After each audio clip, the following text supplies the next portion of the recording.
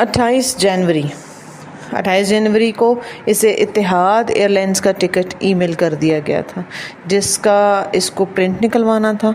फिर इसी टिकट पर इसे 5 फरवरी की सुबह इस्तांबुल के लिए रवाना होना था। शाम में वो एरम से वो ईवो मांगने गई ताया फुरकान के घर। इसका नेट काम नहीं कर रहा था और अब्बा भी अभी ऑफिस से नहीं आए थे, वरना इनका इस्तेमाल कर लेती। खदीजा का पैगाम आया था कि सुभानजी यूनिवर्सिटी ने हॉस्टल का इलेक्ट्रिक फॉर्म पुर करने के लिए भेजा है, सो वो ईमेल चेक कर लें। ताया फुरकान लॉन में बैठे अखबार पढ़ रहे थे। इसे आता देखकर मुस्कुराए। आ गई ताया की याद? उन्होंने सफ़ा पलटते हुए नरमी से पूछा। जी। वो बज़ाहिर मुस्कुराते हुए इनके पास चली गई, वरना इस रोज़ की साइमा ताई की बातें अभी तक नश्तर की तरह चुभी हुई थी उसे। फ़्लाइट कब है? 5 फरवरी को। अपना ख्याल रखना। वैसे बेटियों को तन्हा इतने दूर नहीं भेजना चाहिए। सुलेमान का हौसला है भाई। खैर, तुम टर्की में अपने लिबास और इक़दार का ख्याल रखना। सर से दुपट्टा ना उतारना जैसे एरम नहीं उतारती। आखिरी फ़िक्रा कहते हुए इनके लहजे में फ़ख्र दर आया था। हया के हल तक करवाहट फैल गई थी। जी बेहतर, मैं ज़रा एरम से मिल लूँ। काश कि वो ताया फुरकान को बता सकती कि मगरबी लिबास जो वो यहाँ इनकी वजह से नहीं पहनती, वहाँ ज़रूर पहनेंगे। इसने बहुत से टॉप्स और जीन्स ख़रीद कर अपने सामान में रख लिए थे, और रही सर ढकने की बात तो खैर से संभाजी में सख्ती से हराम था। शुक्र। एरम कमरे में नहीं था। बाथरूम का दरवाज़ा बंद था और अंदर से पानी गिरने की आवाज़ आ रही थी। वो दिली से उसके बेड पर बैठ गई थी। एरम शावर लेने में बहुत वक्त लगाती थी, वो ये जानती थी, सो मजबूरन उसका इंतज़ार करने लगी। दफ़ातन सेल फ़ोन की घंटी बजी। हया चौंकी। एरम का सेल फ़ोन इसके साथ थी, तकिए पर रखा हुआ था। इसने गर्दन झुका कर देखा। सेल फ़ोन की रोशन स्क्रीन पर एक नया पैगाम जगमगा रहा था। साथ ही भेजने वाले का नाम लिखा था, हया सुलेमान। वो बेयकीनी से फ़ोन की स्क्रीन को देखने लगी। क्या किसी ने एरम को इसके नंबर से मैसेज भेजा है, या एरम ने किसी का नंबर इसके नाम से महफूज किया? हया ने मोहतात निगाहों से बाथरूम के बंद दरवाजे को देखा और फ़ोन पे 1-2 बटन दबाए। पैगाम लम्हे भर को खुल गया। मैं कॉल कर लूँ? सुबह से बात नहीं हुई, अब मज़ीद इंतज़ार नहीं हो रहा। ये दिल इतना मजबूत नहीं है। रिप्लाई। इसने जल्दी से पैगाम मिटाया और सेल फ़ोन वापस तकिए पर रख दिया। एक लम्हे में इसे सब कुछ समझ आ गया था। इसने जल्दी से खुद को नॉर्मल किया और सोचने लगे, एरम, ताया फुरकान की स्कार्फ वाली सर ढकने वाली बेटी, एक अदद बॉयफ्रेंड की मालिक है, जिसे लोगों से छुपाने के लिए इसने हया सुलेमान का नाम दिया। तभी वो इसके रिश्ते पे खुश नहीं थी। जब उसका रिश्ता आया था, हया को वो सब कुछ याद आने लगा। वो मज़ीद बैठे बिना वहाँ से निकल गई। ईवो इसने ताया फुरकान से मांग ली थी, मगर जाते जाते एक तंज़ व इस्तेहज़ा भरी मुस्कुराहट के साथ इनको ज़रूर देखा था। काश वो एरम के हिजाब का पोल खोल सकती तो ताया की शक्ल देखने वाली हो जाती। हिजाब ओढ़ना या निकाब करना किरदार की पुख्तगी की अलामत नहीं होती, इसने बेइख्तियार सोचा, और तभी वो ऐसा सोचती थी। सुभानजी यूनिवर्सिटी ने इसे इसके हॉस्टल के मुताल्लिक तरजीहात जानने के लिए एक सवालनामा भेजा था। लैपटॉप गोद में रखे वो बेड पर नीम दराज दिलचस्पी से सवालात पढ़ती, सिर्फ अपना मूड बेहतर करने के लिए मज़हका खेज़ जवाब भेजने लगे। क्या आप अपनी किसी हम वतन एक्सचेंज स्टूडेंट के साथ कमरा शेयर करना चाहेंगे? उसने लिखा, बिल्कुल भी नहीं। क्या आप स्मोकिंग करती हैं? बिल्कुल करती हैं। ड्रिंक करती हैं? वो भी करती हूँ। आप किस किस्म की तबीयत के मालिक हैं? सख्त झगड़ालू और खूनख्वार। वो मुस्कुराहट दबाए जवाब लिख रही थी। जब सफ़ा ख़त्म हुआ तो इसने नेक्स्ट को दबाया। सोच रही थी कि अगले सफ़े के जवाब पर पुर करके इस फॉर्म को मनसूख कर देंगे। इस फॉर्म को जमा कराने का इसका कतन कोई इरादा नहीं था, मगर जब नेक्स्ट दबाने पे अगले सफ़े के बजाय फॉर्म फिल करने का शुक्रिया लिखा आया, हम आपका डॉम अलॉट करते वक्त आपकी तरजीहात का ख्याल रखेंगे, लिखा आया, तो उसकी मुस्कुराहट गायब हो चुकी थी। लानत हो तुम सब पर। वो झंझला उठी और लैपटॉप एक तरफ रखा। फॉर्म सुभानजी को जा चुका था और इसका पहला ही तासुर कितना बुरा पड़ा होगा वो जानती थी। اس کی پیکنگ بھی ابھی انکمپلیٹ تھی. اس نے ایک نگاہ کھلے سوٹ کیسز اور بکھری اشیاء پر ڈالی اور پھر کچھ سوچ کر وہ باہر آ گئے. لاؤنج ہال خالی تھا. حیا نے ٹیلی فون اسٹینڈ پہ رکھی ڈائری اٹھائی اور صفحے پلٹنے لگی. ایس کے صفحے پہ 4 سطور میں سبین پھپھو کے گھر کا پتہ، ایک فون نمبر لکھا تھا. اس نے وہ صفحہ پھاڑا اور طے کر کے مٹھی میں دبا لیا. ایک دفعہ جہاں سکندر سے ملے گی پھر وہ بیتے ماہو سال کا حساب لے گی. وہ واپس زمین پر آ بیٹھی تھی اور سامنے لیپ ٹاپ پہ کھلے میل باکس کو دیکھ رہی تھی. وہاں ایک نئی ای میل کا نشان جگمگا رہا تھا. National response centre for cyber crime. اس نے قدرے الجھے لہجے میں اس میل کو دیکھا. بھلا آپ سائبر کرائم والے اس سے کیوں رابطہ کر رہے ہیں؟ صفحہ کھل گیا اور وہ جیسے جیسے پڑھتی گئی اس کی آنکھیں حیرت سے پھٹ گئیں. یہ ای میل سائبر کرائم سے حیا کی اس ای میل کے جواب میں آئی تھی جو چند روز قبل اس نے بطور شکایت بھیجی تھی اور جس میں اس نے ویڈیو کا ذکر کیا تھا. اب اس کے جواب میں ہیلپ ڈیسک آفیسر نے اس کو ایک باقاعدہ کمپلینٹ فارم بھیجا تھا جس کو بھرنے کے ساتھ ساتھ اسے اپنا فون نمبر، گھر کا پتہ، شناختی کارڈ نمبر سب کچھ بھیجنا تھا. یہ فارم FIA کے مترادف تھا، سو تمام تفصیلات ضروری تھیں. وہ یک ٹک اس فارم کو دیکھے جا رہی تھی. اگر سائبر کرائم سیل نے اسے اب جواب دیا ہے تو وہ پرائیویٹ نمبر سے آنے والی کال، وہ میجر احمد کا آفس، وہ سب کیا تھا؟ کیا اسے بیوقوف بنایا گیا تھا؟ کیا واقعی وہ اصلی میجر تھا، یا پھر اس کے پاس اس ویڈیو کو مکمل طور پر انٹرنیٹ سے ہٹوانے کی طاقت اور اثر و رسوخ کیسے آیا؟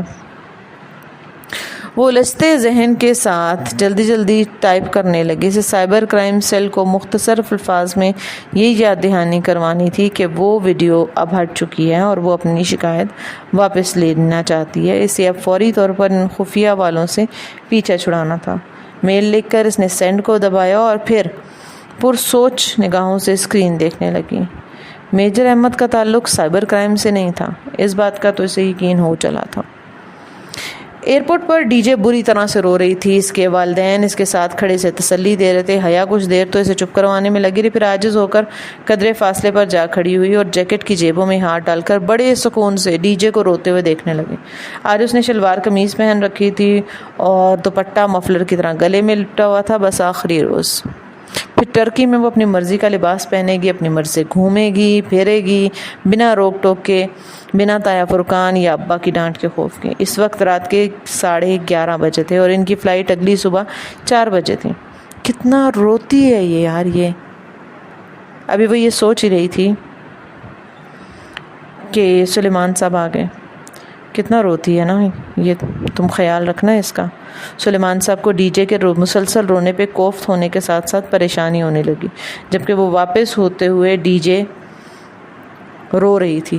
اس کے آنسو تب جا کر رکے جب اتحاد ایئر لائنز کی وہ پاکستانی نژاد آفیسر ان کے پاس آئی اور بہت شائستگی سے ان کو مخاطب کرتے ہوئے بولی کہ میڈم آپ لوگ پلیز اپنے ڈاکیومنٹس اور لیپ ٹاپس سوٹ کیس سے نکال کر ہینڈ کیری میں رکھیں تاکہ آپ کا سامان گم بھی ہو جائے تو کم از کم آپ کے ڈاکیومنٹس محفوظ ہیں.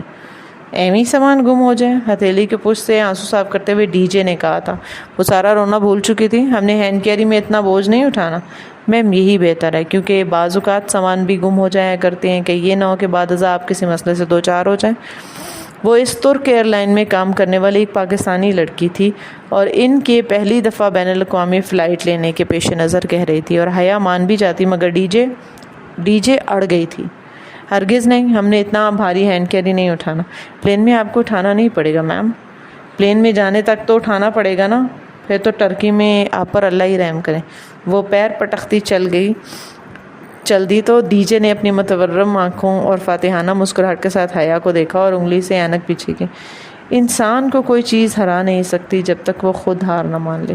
حیا بے اختیار ہنسی تھی کیونکہ اسے اس وقت ڈی جے بہت اچھی لگی تھی. فلائٹ میں ان دونوں کی جو نشستیں تھیں وہ ایک ہی قطار میں تھیں. درمیانی راستے کے دائیں طرف جڑی 3 نشستوں میں سے کھڑکی کے ساتھ ملنے والی سیٹ جو تھی وہ حیا کی تھی اور راستے والی نشست ڈی جے کو اور درمیانی نشست خالی تھی. کیا ہی مزہ آ جائے حیا اگر اس سیٹ پر کوئی ہینڈسم اور چارمنگ سا لڑکا آ کر بیٹھ جائے. ڈی جے کے لفظ ابھی ادھورے تھے کہ ایک بھاری بھرکم پاکستانی صاحب جو اپنے 2 پیس میں بے حد پھنسے سے لگ رہے تھے اطمینان سے چلتے ہوئے آئے اور دھپ کر کے ان دونوں کے درمیان بیٹھ گئے۔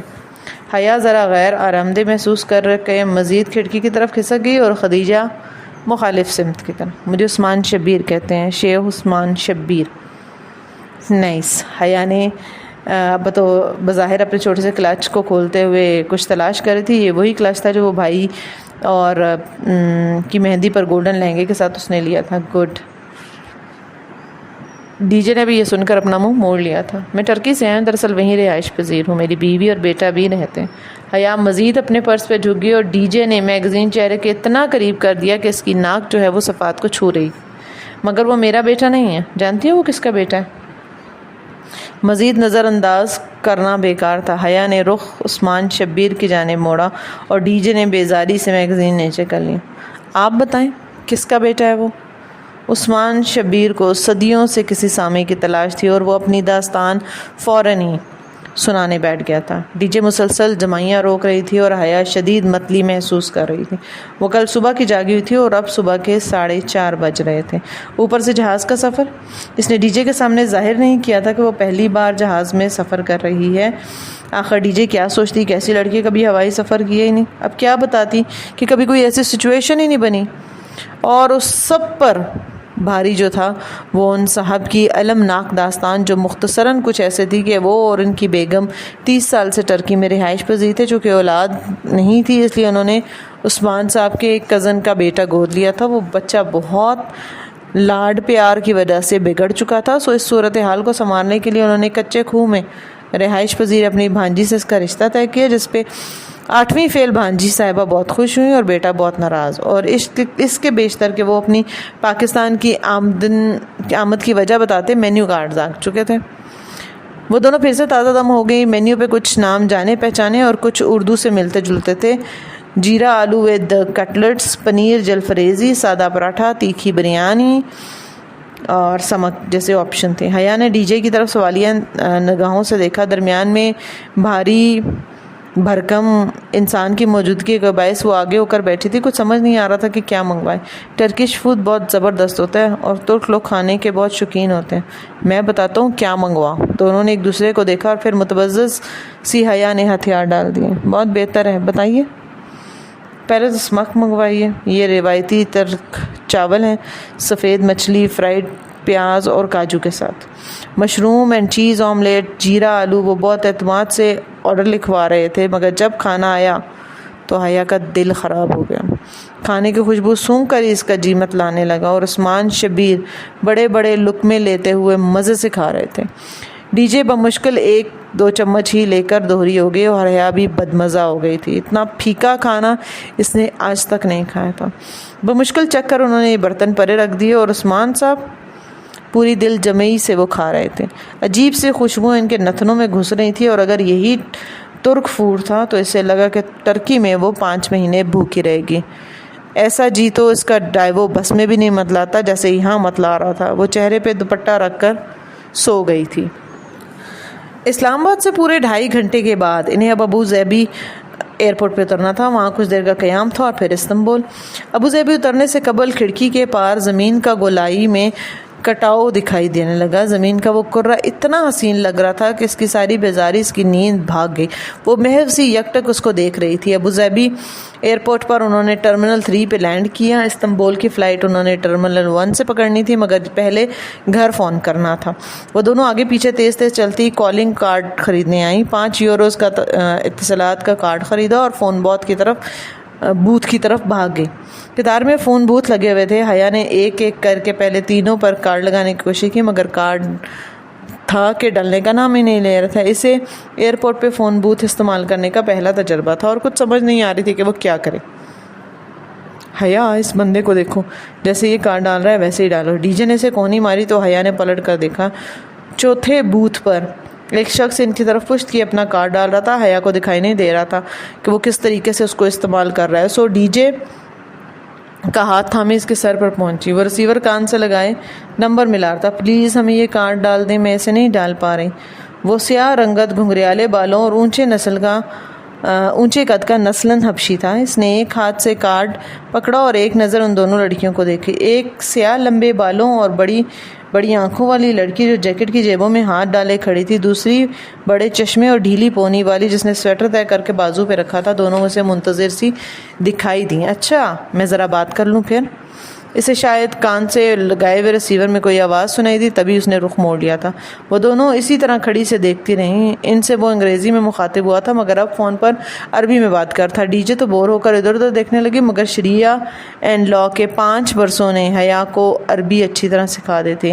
انٹرنیشنل اسلامک یونیورسٹی میں LLB کے پہلے برس ان کو عربی ہی سکھائی جاتی ہے، اور ان کی کلاسز میں الجرین اور مصری اساتذہ انہیں عربی میں ہی لیکچرز دیا کرتے تھے۔ میں استنبول آ رہا ہوں، وہ اب رخ پھیرے قدرے پریشانی سے کہہ رہا تھا۔ ہاں شام تک پہنچ جاؤں گا۔ تم نے حارث کو ڈاکٹر کو دکھایا؟ اچھا کیا کہتا ہے ڈاکٹر؟ کر دوں گا پیسوں کا انتظام۔ کہا جو ہے بار بار ایک بات مت دہرایا کرو جاہل عورت۔ تیز سے اس کی دبی دبی آواز بلند ہوئی۔ ہاں میری عبد الرحمن سے بات ہو گئی ہے، اسی کے کام کے پیچھے خوار ہو رہا ہوں، مگر وہ زیادہ رقم نہیں دے گا۔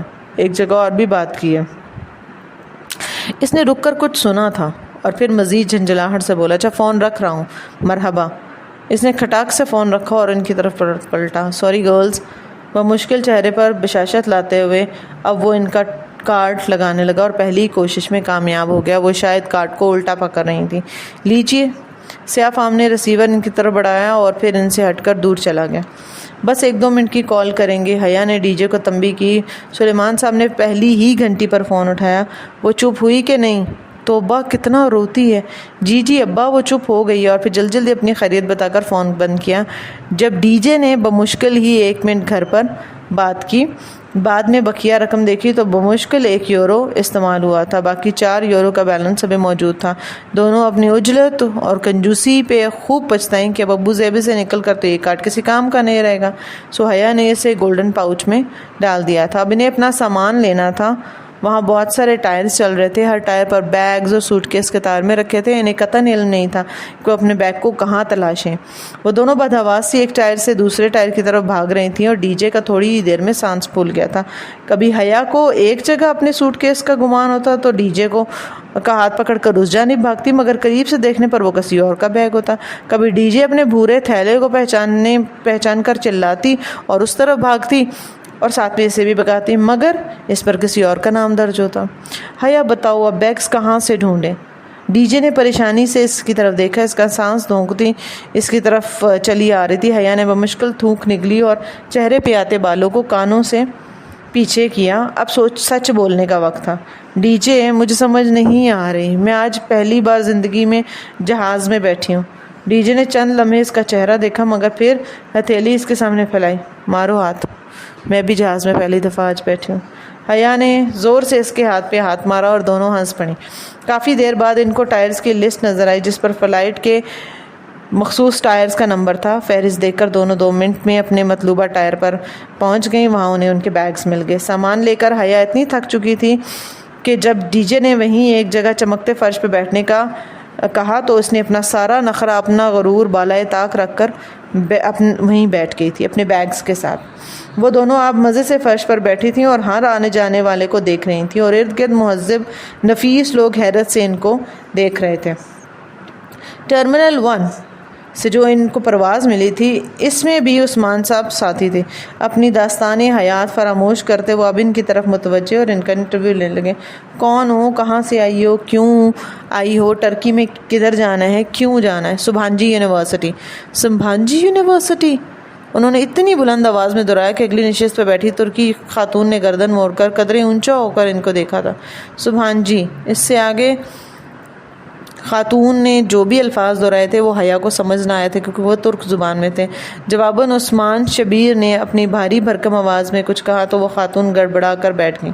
آپ نے ان کو کیا کہا؟ کچھ نہیں۔ تم یہ بتاؤ پاکستان میں والدین اتنے آزاد خیال کب سے ہو گئے جو جوان بچیوں کو اکیلے ٹرکی بھیج دیا؟ اکیلے نہیں ہیں، ہمارا پورا گروپ ہے، ہم 2 اسٹوڈنٹس ہیں اور باقی فیکلٹی ممبرس ہیں جو 2 دن قبل ہی روانہ ہو چکے ہیں، مگر انہوں نے تو جیسا سنا ہی نہ تھا۔ خیر اب اکیلی جا رہی ہو نا تو خیال رکھنا۔ اور پھر ان کا آواز شروع ہو گیا۔ نماز پڑھا کرو، قرآن پڑھا کرو، پردہ کیا کرو، سچ بولا کرو، اللہ سے ڈرا کرو، غرض ہر وہ بات جو اپنے بیٹے کی تربیت کے وقت انہیں بھول گئی تھی، اب اچانک انہیں یاد آ گئی تھی۔ حیا نے قدرے جھنجھلا کر رخ پھیر لیا۔ دوپہر 2 بجے کے بعد کھڑکی کے اس پار نیچے، بہت نیچے، وہ پرفسو منظر پھیلنے لگا۔ مرمرہ کا سمندر، اوپر بادل اور برف، یوں جیسے نیلی چادر پہ سفید روئی کے گالے تیر رہے ہوں، اور اس منظر کے سحر میں کھوتی جا رہی تھی جہاں سکندر کا ٹرکی اس کے قدموں تلے تھا۔ یہ رکھ لو۔ پرواز اترنے کا اعلان ہوا تو نہایت زبردستی عثمان شبیر نے اپنا وزٹنگ کارڈ اسے تھمایا۔ اس پہ میرے گھر کا، میرے سیل فون اور آفس کے سارے نمبرز ہیں۔ کبھی کبھار بھی میں گھر پر نہیں ہوتا اور کبھی کبھار میرا سیل فون بھی آف ہوتا ہے، مگر آفس کے نمبر پہ میں ہمیشہ ملتا ہوں۔ میری سیکرٹری کی فضولیات سے بچنے کے لیے ڈائریکٹ میری پرائیویٹ ایکسٹینشن پر ڈائل کرنا، وہ یہ ہے 14 یعنی 14، کیونکہ میری اور پاکستان کی تاریخ پیدائش 14 اگست ہے۔ رکھ لو، ضرورت پڑ سکتی ہے۔ عثمان صاحب سے بمشکل جان چھڑاتے ہوئے ان کو کبھی کال نہ کرنا یا دوبارہ ملاقات کا تصور کرتے ہی حیا کے لیے سوہان رو تھا۔ پھر بھی ان کے اصرار پر اس نے اسے اپنے سنہری پاؤچ میں بغیر دیکھے رکھ لیا تھا۔ اتاتورک انٹرنیشنل ایئرپورٹ استنبول یورپی کی طرف واقع تھا۔ یہ اسے بعد میں معلوم ہوا، البتہ جو بات پہلے اسے ہمیشہ سے معلوم نہیں تھی وہ یہ تھی کہ استنبول دنیا کا وہ واحد شہر ہے جو 2 خطوں کو باہم ملاتا ہے، یعنی یورپ اور ایشیا کو۔ استنبول کے 2 حصے تھے، ایک یورپی طرف کہلاتا تھا اور دوسرا ایشیائی طرف یا اناتولین کی طرف۔ ٹھیک، اناتولین کی طرف کو عرف عام میں پرانا شہر بھی کہا جاتا تھا۔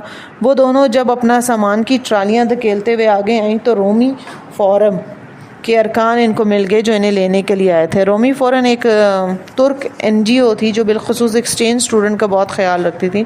وہ 2 لڑکے تھے، احمد اور چغتائی۔ چغتائی تو نام ہمارے ہاں بھی ہوتا ہے، جیسے مصور عبد الرحمن چغتائی ہے نا، ہے ڈی جے نے سرگوشی کی تھی۔ السلام علیکم۔ وہ بہت گرم جوشی اور احترام سے ملے۔ چغتائی نے ان کے بیگز لے لیا۔ آئیے باہر، گاڑی انتظار کر رہی ہے۔ چغتائی برادرز پلیز پانی پلا دیں، بہت پیاس لگی ہے۔ حیا کی طرح ڈی جے بھی پیاس سے بحال تھی۔ چغتائی نے سر اس بات میں ہلایا اور احمد کے ساتھ سامان اٹھانے لگا۔ پھر وہ دونوں ان کے آگے ایک طرف چلتے ہوئے باہر آ گئے تھے۔ بے حد مہمان نواز قوم کے اس سپوت کو پوچھو کہ انہوں نے ہمیں پانی کیوں نہیں پلوایا۔ یہ معمہ ساری زندگی نہیں حل کر سکتی تھی۔ کبھی امکان یہ تھا کہ چغتائی کی انگریزی کمزور تھی جس کے باعث وہ ان کا مدعا سمجھ ہی نہیں پایا تھا۔ باہر نکلنے سے قبل انہوں نے اپنی رقم ترک لیرہ اور یوروز میں تبدیل کروائی تھی۔ 1 لیرہ پاکستانی 55 روپے کا تھا اور 1 یورو 125 روپے کا۔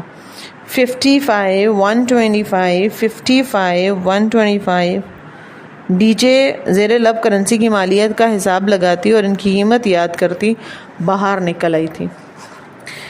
ایئرپورٹ کا دروازہ کھلتے ہی سردی کی ایسی یخ بستہ لہر تھی کہ ہڈیوں میں گھستی ہوئی محسوس ہوئی، خون منجمد کرتی ہوئی محسوس ہوئی، اور چند لمحے بعد ہی حیا کے ہونٹ نیلے پڑنے شروع ہو گئے۔ یہاں مری اور ایوبیا کی سرد ترین ہوا سے بھی کئی گنا زیادہ سرد ہوا چل رہی تھی۔ حیا نے بے اختیار بازو سینے پر لپیٹ لیے کیونکہ اب وہ ٹھٹر رہی تھی۔ ان کا سامان خاصا وزنی اور بے تحاشا تھا۔ دونوں لڑکے سرمئی رنگ کی ہائی ایس میں بیگز رکھتے ہوئے ہام گئے تھے۔ آپ باقی یہاں 5 ماہ کے لیے آئی ہیں؟ چغتائی نے ان سے پوچھا تو احمد نے اسے گھور کر موضوع بدل دیا۔ ہماری روایت ہے کہ جو بھی اتاتورک ایئرپورٹ سے استنبول آتا ہے ہم اسے پہلے سلطان ابو ایوب انصاری کے مزار پر لے کر جاتے ہیں اور تاکہ اس کا ترکی میں قیام اچھا ہو۔ احمد کہہ رہا تھا، بیگ گاڑی میں رکھنے لگا تو ڈی جے نے خاموشی کہا، مگر حیا یہ تو توہم پرستی اور شرک ہے نا۔ اس نے زور سے کونی مار کر ڈی جے کو خاموش کروایا، پھر اندر بیٹھتے ہوئے دبی آواز میں گرکا، میزبانوں سے اس سردی میں بحث کی تو وہ تمہیں چھوڑیں گے نہیں پاگل، صبح تک منجمد ہو کر پڑی رہوگی اور آئندہ ترکی آنے والے سب سے پہلے تمہارے منجمد مجسمے کی زیارت کیا کریں گے۔ احمد کی ٹوٹی پھوٹی انگریزی انہیں سمجھ آ گئی تھی۔ وہ سارا راستہ گرد و پیش کے ماحول یا ارد گرد کے ماحول اور کے بارے میں باتیں کرتا رہا۔ حیا کو اس سفر نامے سے کوئی دلچسپی نہیں تھی، سو وہ رخ موڑے کھڑکی سے باہر دیکھنے لگی جو امریکہ کی فلموں والی بلند بالا عمارتوں کی آس لگائی بیٹھتی قدرے مایوس تھی، کیونکہ استنبول شروع میں تو یوں لگا جیسے اسلام آباد ہو، مگر آہستہ آہستہ غور کرنے پر محسوس ہوا کہ وہ واقعی یورپ تھا۔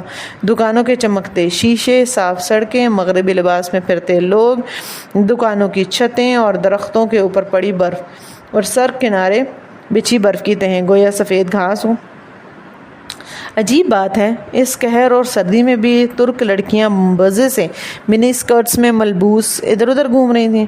خدا کرے آج رات برف نہ پڑے۔ چغتائی نے موڑ کاٹتے ہوئے ایک پرتشویش نگاہ باہر پھیلے برف زار پر ڈالی تھی۔ ہاں، خدا کرے رات واقعی بارش نہ ہو، احمد نے تائید کی۔ حیا اور ڈی جے ایک دوسرے کو دیکھنے لگیں اور پھر ڈی جے نے آہستہ سے اردو میں بڑبڑائی، ایویں نہ پڑے، خود تو برف باری دیکھ کر اکتا چکے، ہمیں تو دیکھنے دیں، اللہ کرے رات برف باری ضرور ہو، آمین ثم آمین۔ اور حیا نے دل میں اس کی تائید کی۔ ونڈ اسکرین کے اس پار یورپین شہر کا اختتام دکھائی دے رہا تھا، آگے نیلا سمندر تھا اور اس کے دوسری طرف استنبول کا ایشیائی حصہ آباد تھا۔ دونوں حصوں کو ایک عظیم الشان پل نے جوڑ رکھا تھا، دو خطوں کا ملاپ، دو تہذیبوں کا سنگم۔ مرمرہ کے سمندر کا جو حصہ استنبول کی درمیان سے گزرتا تھا اسے بسفورس کا سمندر کہا جاتا تھا۔ اس پل کا نام بھی بسفورس برج تھا۔ احمد بتانے لگا، مگر ہم تو مزار پہ جا رہے تھے جو کہ یورپی یونین کے حصے میں آتا ہے، پھر پل عبور کرنے کا مقصد؟ قریب آتے پل کو دیکھ کر حیا نے حیرت سے پوچھا، کیونکہ پل کے اس طرف تو اناتولین شہر تھا۔ ہم نے پل عبور نہیں کیا، اس کے قریب سے کسی کو اٹھانا ہے، ہم دونوں یہاں سے چلے جائیں گے، آگے مزار تک آپ کو اسی نے لے کر جانا ہے۔ چغتائی نے گاڑی کی ایک طرف روک دی۔ احمد اب لاک کھول کر باہر نکلا۔ حیا نے اس خوبصورت اونچے پل کو دیکھا اور سوچا کہ کتنے برس وہ اسی پل پر سے گزرا ہوگا، کتنی مرتبہ اس نے بسفورس کے نیلے پانیوں میں چاند کا، پریوں کا رقص دیکھا ہوگا۔ جب وہ اسے ملے گا نا تو کیا اس کی آنکھوں میں استنبول کی سفید گھاس سی جمی ہوگی یا مرمرہ کے پانیوں کا جوش ہوگا؟ کیا وہ کبھی اس سے مل پائے گی؟ اس خیال پہ کہ اس کا دل جیسے مرمرہ کے سمندر میں ڈوب کر کسی لوٹی پوٹی کشتی کی طرح ہولے سے ابھرا تھا۔ کھڑکی کے اس پار ایک دراز قد لڑکی کار آ رہی تھی، چہرے کے گرد اسکارف لپیٹے، بلو جینز کے اوپر گھٹنوں تک آتا سفید کوٹ پہنے، وہ کوٹ کی جیبوں میں ہاتھ ڈالے سر جھکائے چلتی آ رہی تھی۔ اس کی رنگت استنبول کے سورج کی طرح سنہری اور آنکھیں بوجھل بادلوں کی مانند سرمئی تھیں۔